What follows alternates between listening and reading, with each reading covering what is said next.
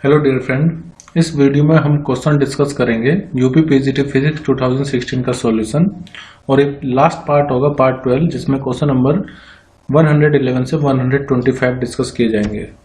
Question number 111 है two long parallel wire are at a distance of 2r from each other. पहले दो wire ले लेते हैं, उनके बीच का सेपरेशन हमें गिवन है 2r।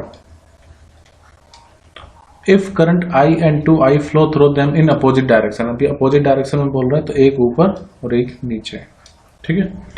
What is the magnetic field B at a point mid point between them, यानी कि इनके बीच में कहीं पर नेट मैग्नेटिक फील्ड कितनी होगी वो हमें फाइंड करनी है, डिटरमाइन करनी है।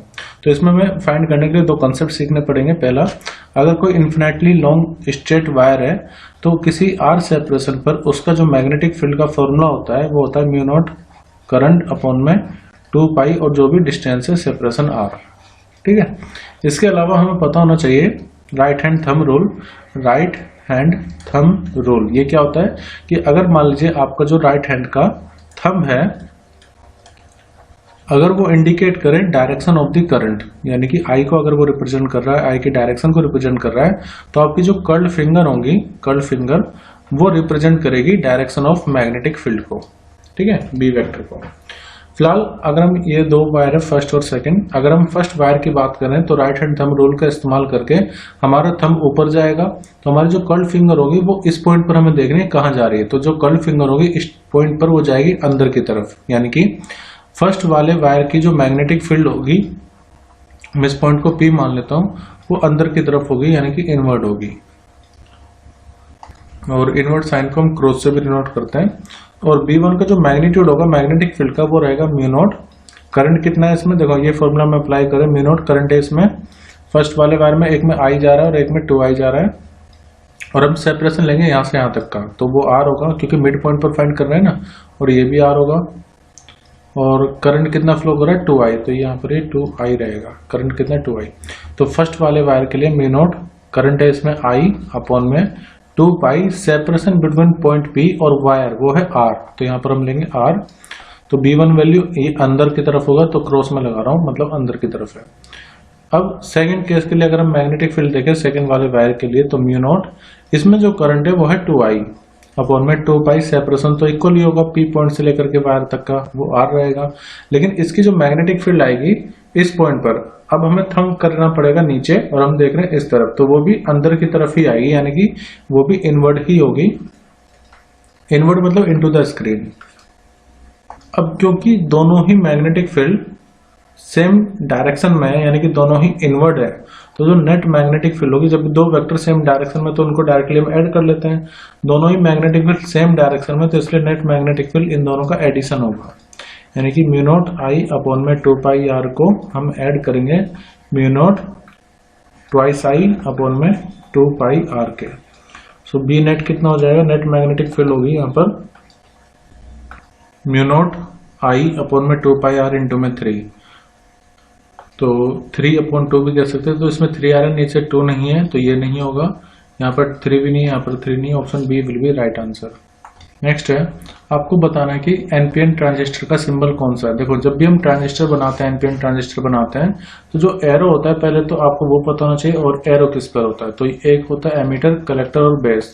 तो एरो हमेशा होता है एमीटर पर, एमीटर पर क्या रहेगा एरो। अब वो अंदर की तरफ होगा या बाहर की तरफ होगा, देखो जब ये एनपीएन है, एनपीएन, तो एनपीएन में अंदर तो होगा नहीं, हमेशा ये बाहर की तरफ रहेगा, यानी कि यहाँ पर करेक्ट आंसर होगा ऑप्शन बी। और अगर ये एनपीएन को रिप्रेजेंट करेगा, अगर ये एरो अंदर की तरफ हो जैसे यहाँ पर है, तो तब ये पीएनपी ट्रांजिस्टर को रिप्रेजेंट करेगा। तो तब के लिए अगर मान लीजिए पीएनपी होता तो ऑप्शन ए होता, यहाँ पर एनपीएन है इसलिए ऑप्शन बी करेक्ट होगा। नेक्स्ट क्वेश्चन है 113, क्वेश्चन नंबर 113 है कोई एलिमेंट है, इसमें रिएक्शन हो रही है, पहले ही अल्फा पार्टिकल एमिट कर रहा है और बाद में बीटा पार्टिकल एमिट कर रहा है। अगर फाइनल प्रोडक्ट YAB है तो आपको बताना ए और बी की वैल्यू। तो पहले मैं आपको समझा देता हूँ, जैसे एक अल्फा डी क्या होता है, इसमें ये होता है कि अगर कोई भी पेरेंट न्यूक्लियाई है, मैं एग्जांपल ले लेता हूँ ZX है, तो अगर ये अल्फा पार्टिकल बाहर निकाला तो अल्फा पार्टिकल का मतलब हो गया 2He4। तो जो डॉटर न्यूक्लियाई होगा उसमें जो Z की वैल्यू होगी वो 2 से लेस होगी और जो A की वैल्यू होगी वो 4 से लेस होगी। तो a बन जाएगा a-4, z हो जाएगा z-2 अगर अल्फा डीके है तो।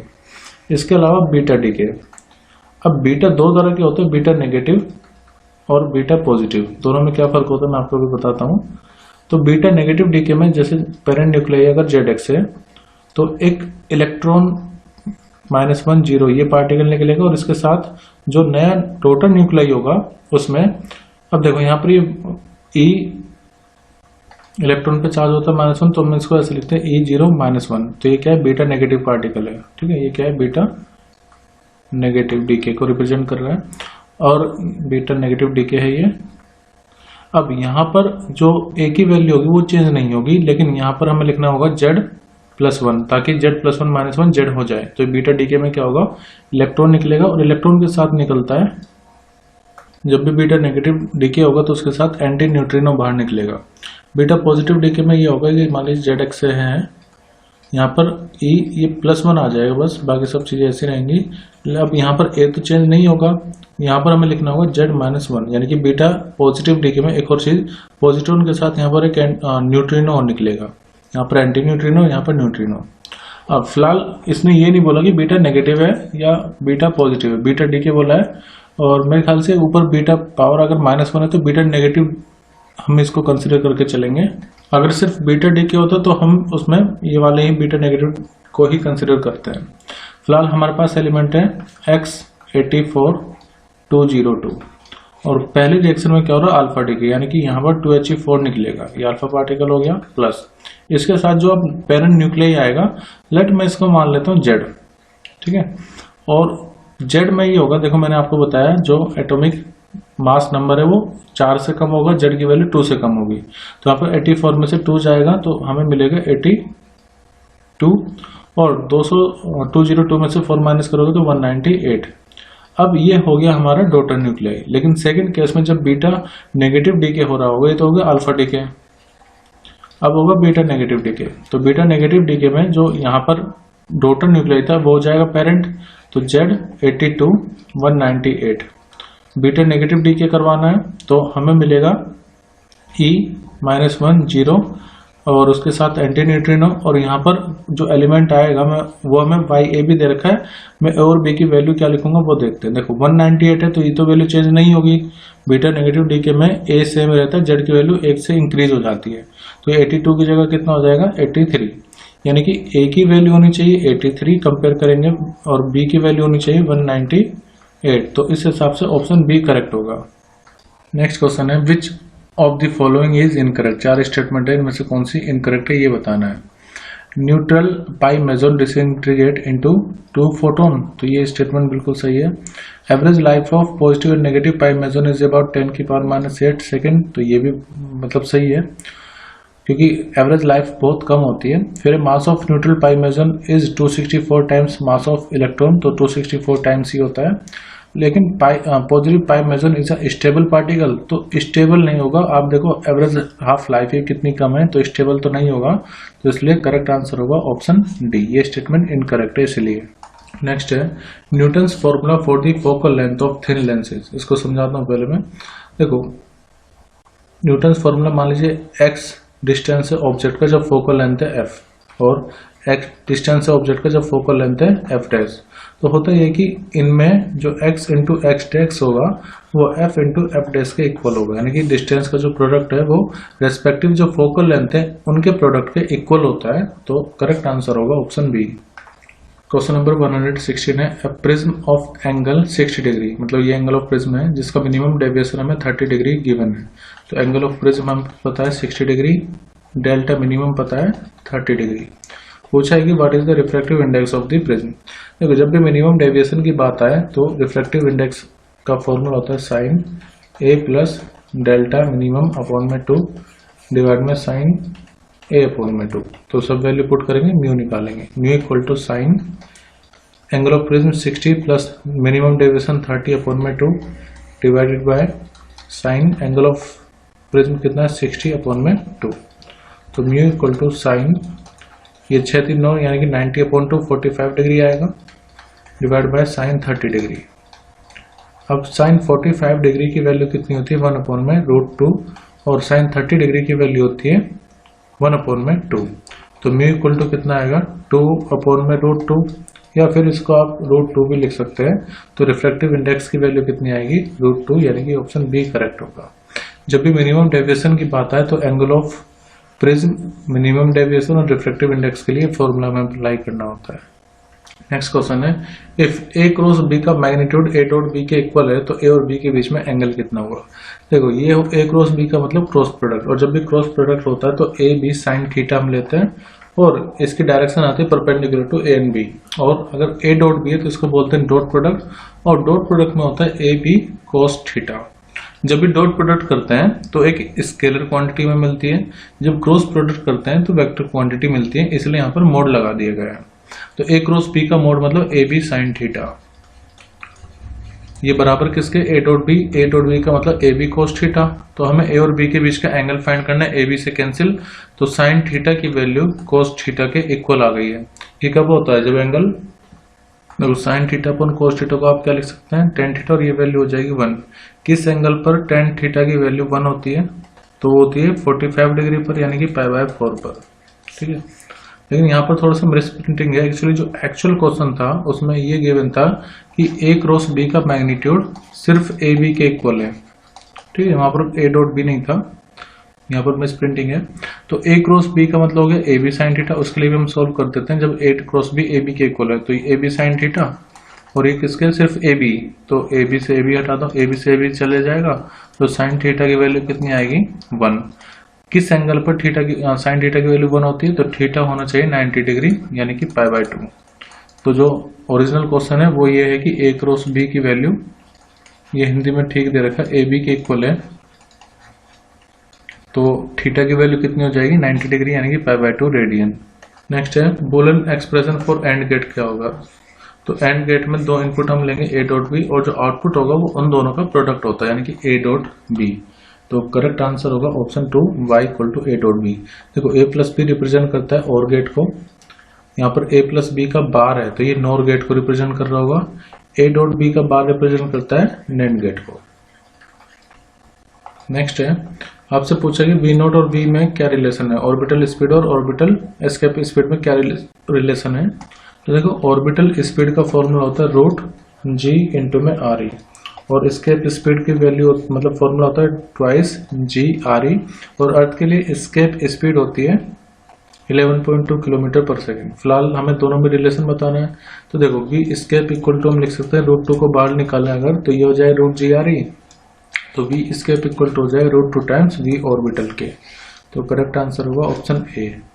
नेक्स्ट है, इसमें से बर्नौलीज थ्योरम क्या कहती है। बर्नौलीज थ्योरम एक कंजर्वेशन ऑफ एनर्जी पर बेस्ड होती है, जो कि कहती है कि जो प्रेशर एनर्जी होगी, काइनेटिक एनर्जी होगी और पोटेंशियल एनर्जी होगी, इन तीनों का समेशन हमेशा कांस्टेंट होगा। तो इसमें करेक्ट स्टेटमेंट है option C, pressure energy plus kinetic energy और ये ρgh। देखो पोटेंशियल एनर्जी का फॉर्मूला होता है mgh, ठीक है, आपने पढ़ा होगा formula density equal to mass per unit volume. तो अगर मैं इसको वॉल्यूम से डिवाइड कर दूं तो ये कितना आ जाएगा ρgs। तो एक्चुअली ये एनर्जी डेंसिटी आपको गिवन है, मतलब एनर्जी पर यूनिट वॉल्यूम गिवन है, तो ऑप्शन सी करेक्ट होगा यहाँ पर। और अगर आपको ये भी चेक करना है ना कि कौन सी स्टेटमेंट सही है, तो आप डायमेंशनली इसको चेक कर सकते हैं, मतलब जितने भी तीनों टर्म है उन सबका डायमेंशन फॉर्मूला सेम आना चाहिए, तो वो इसी केस में सेम आएगा ऑप्शन सी में। क्वेश्चन नंबर 121 काफी एग्जाम में पूछा गया है, if the simple pendulum is falling freely under gravitational force of attraction, तो आपको बताना है टाइम पीरियड कितना होगा। जनरली टाइम पीरियड का फॉर्मूला होता है L/g, लेकिन जब मान लीजिए कोई पेंडुलम हैंग है और पॉइंट ऑफ सस्पेंशन ऊपर जा रहा है या नीचे जा रहा है किसी ए एक्सेलरेशन से, तब के केस में ये फॉर्मूला हो जाता है, जैसे लिफ्ट में हो सकता है, लिफ्ट में है, लिफ्ट ऊपर जा रही है, तब के लिए फॉर्मूला हो जाता है L/g प्लस a। अगर लिफ्ट ऊपर जा रही है और अगर लिफ्ट नीचे की तरफ आ रही है तब होगा g माइनस में a।